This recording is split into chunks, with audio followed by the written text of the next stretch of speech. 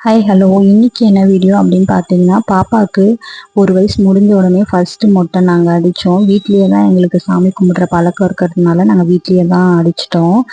பிறந்த நாள் முடிஞ்சு மறாவது நாளே நாங்கள் பாப்பாவுக்கு முடி எடுத்துட்டோம். நம்மளுடைய குலதெய்வம் பார்த்தீங்கன்னா முனீஸ்வரன். அதனால வீட்லேயே பார்த்தீங்கன்னா வடை, சக்கரை பொங்கல், பாயாசம் செஞ்சு வீட்லேயே சாமி கும்பிட்ற பழக்கம். வீட்லேயே சாமியை கும்பிட்டுட்டு பாப்பாவுக்கு மொட்டை அடிச்சிட்டோம். பார்த்தீங்கன்னா அவளுக்கு முடி நிறைய இருந்துச்சு.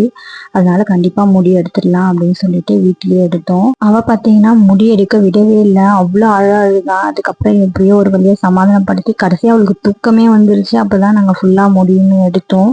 எடுத்த உடனே அவளுக்கு ரொம்ப டயர்டாயிடுச்சு.